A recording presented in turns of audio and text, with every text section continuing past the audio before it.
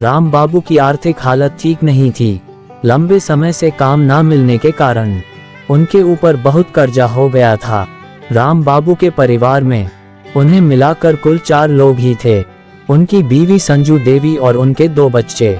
उनका बेटा राहुल जो कि 14 साल का था और उनकी छोटी बेटी सुनैना जो कि 8 साल की थी। दिनों दिन लेनदारों का ब्याज बढ़ता ही जा रहा था। अब तक खाने पीने के भी लाले पड़ने लगे थे। लिहाजन राम बाबू अब शहर का रुख करने की सोचते हैं ताकि अपने परिवार वालों का पेट भर सके। ऊपर से लेनदारों की बदसलूकी भी बढ़ती ही जा रही थी जो कि बर्दाश्त के बाहर थी। राम बाबू ना चाहते हुए भी कमाने के लिए शहर चले जाते। दोस्तों आदाब, नमस्कार। मैं मोहम्मद हसन। आज जो मैं आप लोगों को सच्ची घटना सुनाने जा रहा हूँ उसे ध्यान से सुनिए और अगर वीडियो अच्छी लगे तो उसे लाइक और चैनल को सब्सक्राइब करके रखिए। कुछ इसी तरह की सच्ची घटना सुनने के लिए तो आइए देखते हैं इस वीडियो को। शहर आए उन्हें 1 महीना बीत चुका था मगर कोई ढंग की नौकरी नहीं मिल पाए। उधर गांव में उनका परिवार बड़ी ही मुश्किलों में जी रहा था। एक शाम राम बाबू अपने घर पर फोन करते हैं ये बताने के लिए कि उन्हें एक अच्छी जगह काम मिल गया है।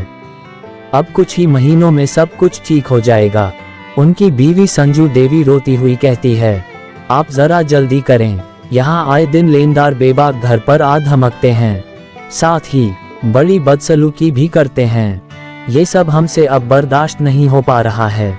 इस पर राम बाबू संजू देवी को दिलासा देते हुए कहते हैं कि कैसे भी थोड़े दिन और काट लो, मैं जल्दी ही सब कुछ ठीक कर दूंगा। अब मैं फोन रखता हूँ, ज्यादा पैसे नहीं है मेरे पास। इस बात को काफी दिन बीत जाते हैं कि तभी एक रोज संजू देवी को एक आदमी का फोन आया जिससे पता चला कि राम बाबू की एक बिल्डिंग से गिरने के कारण मौत हो गई है। ये सुनकर संजू देवी का हाल बेहाल हो गया और रो रो कर बदहवास हो गई कि उसी शाम सारे लेनदार उसके घर आ पहुंचे। लेनदारों ने कहा कि अब तुम हमारा कर्जा कैसे चुकाओगी, अब तो राम बाबू भी नहीं रहा। तभी संजू ने गुस्से में आकर बोला मेरे पति मरे हैं, मैं नहीं, तुम्हारा कर्जा मैं चुकाऊंगी, कृपया करके अभी आप यहाँ से चले जाओ। अगले ही दिन संजू देवी घर घर जाकर काम मांगती है। कुछ लोग उस पर तरस खाकर काम दे देते हैं। वहीं दूसरी ओर राहुल भी अपनी मां का काम में हाथ बटाने लगता है जिससे उसे भी कुछ पैसे मिल जाते हैं। दूसरी तरफ लेनदारों को अपना पैसा जल्दी ही चाहिए था। उन्हीं लेनदारों में से एक लेनदार सूरज जिसका सबसे ज्यादा बकाया था, उसने अपना कर्जा वसूल करने के लिए बहुत ही घिनौनी चाल चली। एक शाम जब राहुल काम करके घर लौट रहा था तो उसे सूरज ने बड़े ही बेरहमी से मरवा दिया ताकि संजू देवी की हिम्मत टूट जाए और अपनी जमीन उसे आसानी से दे दे।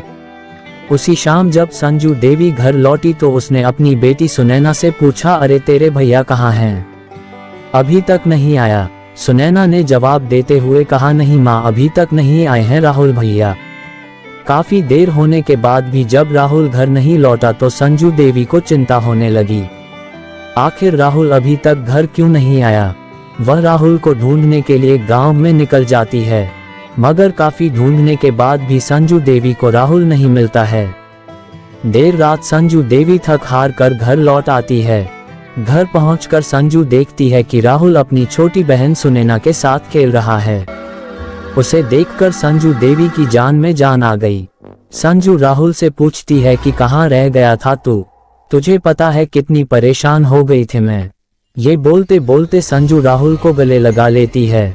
तभी राहुल बोलता है तू अब चिंता मत कर माँ, मुझे कुछ नहीं होगा। सूरज अगले ही दिन संजू देवी के पास पहुंच जाता है ये सोचकर कि संजू राहुल की मौत से अब तक टूट चुकी होगी, मगर उसी संजू को देखकर लगता नहीं कि राहुल की मौत से उसे कोई फर्क पड़ा है।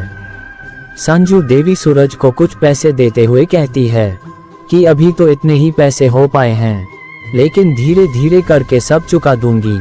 कि तभी सूरज को पीछे से राहुल की आवाज सुनाई देती है। राहुल अपनी माँ से कह रहा होता है कि माँ मैं काम पर जा रहा हूँ, अगर आने में थोड़ा लेट हो जाऊं तो चिंता मत करना। और ये बोलकर वह निकल जाता है। सूरज राहुल को जिंदा देखकर हैरान हो गया, साथ ही बेहद डर भी गया। संजू देवी सूरज का उड़ा रंग देखकर पूछती है क्या हुआ, सब ठीक तो है ना? अचानक से आपके चेहरे की हवाएं क्यों उड़ गई है? इस पर सूरज बिना जवाब दिए हुए चुपचाप अपने घर चला जाता है। अब तक शाम हो चुकी थी कि सूरज काफी परेशान था। उसे यह सवाल खाए जा रहा था कि राहुल आखिर बचा तो बचा कैसे। सूरज दोबारा उन बदमाशों को बुलवा लेता है जिनके द्वारा राहुल को मरवाया गया था। उन सभी का कहना था कि ऐसा हो ही नहीं सकता कि राहुल जिंदा बच जाए, क्योंकि हमने तो राहुल को कई टुकड़ों में काट कर मारा था। इस पर सूरज झुंझलाते हुए कहता है, वो सब मैं नहीं जानता, तुम लोग अपना काम पूरा करो, बस इस बार उन तीनों को ही मार डालो। कि उसी रात वो बदमाश हाथों में मिट्टी का तेल लिए संजू देवी के घर पहुंच जाते हैं। अभी उन बदमाशों ने मिट्टी के तेल की केन की ढक्कन खोली ही थी कि उनके सामने राहुल आ जाता है।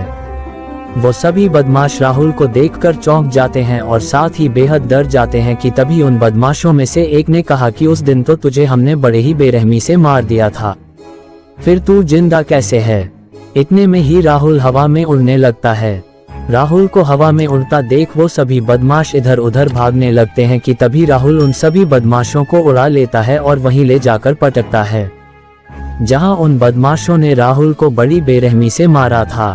तभी राहुल उन सभी से पूछता है कि मैंने और मेरी माँ ने तुम्हारा क्या बिगाड़ा था जो तुम लोगों ने मुझे इतनी बेरहमी से मार दिया? डरते डरते उन बदमाशों ने सूरज की सारी पोल खोल दी। ये सब जानकर राहुल गुस्से से उन सभी की जान ले लेता है। अगले ही दिन सूरज के घर के आगे बहुत भीड़ लग जाती है। पूछने से पता चलता है कि सूरज की दिल के दौरे के कारण मौत हो गई है। इन सभी घटनाओं को बीते एक हफ्ता बीत चुका था कि एक दिन एक बाबा उधर गुजर रहे थे जो प्यास से व्याकुल थे। तभी उनकी नजर संजू देवी पर पड़ी और फिर उस बाबा ने संजू से कहा, बेटी पीने के लिए पानी मिलेगा? संजू ने कहा, हाँ बाबा, अभी लेकर आती हूँ। बाबा पानी पी ही रहे थे कि उन्हें पीछे से राहुल की आवाज सुनाई दी जो कह रहा था, माँ मैं काम पर जा रहा हूँ। ये बोलकर राहुल वहां से चला गया। राहुल के जाने के बाद बाबा संजू देवी से गंभीर स्वर में पूछता है कि ये कौन था, क्या ये तुम्हारा बेटा है? संजू देवी बोलती है, हाँ बाबा, ये मेरा बेटा है राहुल। बाबा कुछ सोचने लगते हैं। संजू देवी बाबा को इस तरह कुछ सोचते हुए देखकर बोलती है, क्या बात है बाबा, आप क्या सोचने लगे? तभी बाबा बोलते हैं कि जो मैं तुम्हें बताने जा रहा हूँ उसे तुम ध्यान से और शांतिपूर्वक सुनना। बाबा कहते हैं कि बेटी, तेरा बेटा मर चुका है।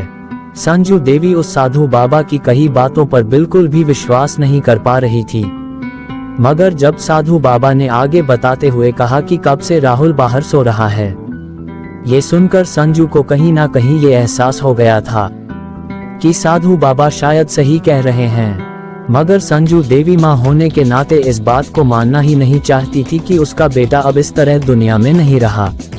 लिहाजन संजू उस बाबा की बातों को एक सिरे से नकारते हुए उस साधु बाबा से कहती है, आप झूठ बोल रहे हो महाराज, आपने अभी तो राहुल को अपने सामने देखा था, फिर वो मर कैसे सकता है?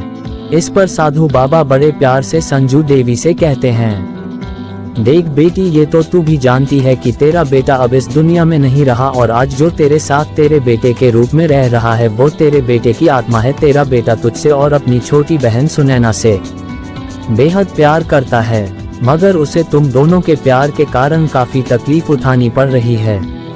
उसकी आत्मा को मुक्ति देनी होगी, नहीं तो वो तुम्हारे साथ रहकर भी तड़पता रहेगा, जो कि अच्छी बात नहीं है। तुम एक माँ होने के नाते क्या चाहती हो, अपने बेटे की आत्मा की मुक्ति या फिर उसे तड़पते हुए रहने दोगी? संजू रोने लगती हैं और रोते हुए कहती है, नहीं बाबा, मैं अपनी बेटे की आत्मा की मुक्ति चाहती हूँ, आप ही बताओ मैं क्या करूँ? वो बाबा आगे जवाब देते हुए कहते हैं कि तू केवल राहुल को ये विश्वास दिला दे कि तुम दोनों उसके बिना भी सही से रह लोगे। बस ये बोलकर साधु बाबा वहां से चले जाते हैं। जब शाम को राहुल घर लौटता है तो वो हमेशा की तरह खाना खाकर बाहर सोने चला जाता है। थोड़ी ही देर बाद उसकी माँ राहुल के सराहने आकर बैठ जाती है। संजू देवी राहुल के सिर पर हाथ फेरते हुए कहती है, तू हमसे कितना प्यार करता है रे? तभी राहुल अपनी माँ के गले लगते हुए कहता है, बहुत ज्यादा, इतना कि अगर मैं मर भी गया तो भी वापस आ जाऊंगा। इतने में ही संजू देवी की आंखों से आंसू बहने लगते हैं। राहुल माँ के आंसू पोंछते हुए कहता है कि क्या बात है माँ, तुम रो क्यों रही हो। संजू देवी राहुल से कहती है, राहुल बेटा तुझसे एक बात पूछूं, तू सच्ची सच्ची बताना। तभी राहुल कहता है, हाँ माँ पूछो ना, क्या पूछना है। फिर संजू कहती है, बेटा तुझे किसने और कब मारा। पहले तो राहुल ये सवाल सुनकर चौंक जाता है, फिर वह सारी बात अपनी माँ को रोते हुए बताता है। संजू देवी राहुल की दर्दनाक आप बीती सुनकर रोते हुए उसे अपने गले लगा लेती है। थोड़ी ही देर बाद वह राहुल से पूछती है कि तू मेरी एक बात मानेगा। राहुल हाँ कहते हुए कहता है, हाँ माँ बोलना। संजू देवी बोली, मैं चाहती हूँ कि तू अब यहाँ से चला जाए, हम दोनों अपना ख्याल सही से रख लेंगे। तूने हमारे लिए बहुत कुछ किया है, मगर तेरी आत्मा की शांति भी बहुत जरूरी है। इतने में ही सुनैना भी वहाँ आ जाती है। राहुल अपनी माँ से कहता है कि ठीक है माँ, तू कहती है तो मैं चला जाता हूँ। इतने में ही सुनैना बोल पड़ती है, माँ राहुल भैया कहाँ जा रहे हैं। राहुल सुनैना को गले लगाते हुए कहता है कि कहीं नहीं जा रहा हूँ प्यारी बहन, मैं तो यहीं हूँ। मैं तो बस कुछ सामान लेने बाहर जा रहा हूँ, जल्दी ही वापस आ जाऊंगा। राहुल अपनी माँ और बहन को गले लगाते हुए कहता है कि माँ अपना और मेरी बहन का ख्याल रखना, अब मैं चलता हूँ। और थोड़ी देर बाद राहुल उस अंधेरे में गायब हो जाता है। उसके बाद राहुल अपनी माँ को कभी नहीं मिला, मगर राहुल की बहन सुनैना अक्सर अपनी माँ से कहती थी कि राहुल भैया अक्सर उससे मिलने आते रहते हैं। दोस्तों सब्सक्राइब करें हमारे चैनल को। मिलते हैं फिर किसी ऐसी वीडियो के साथ, तब तक के लिए धन्यवाद।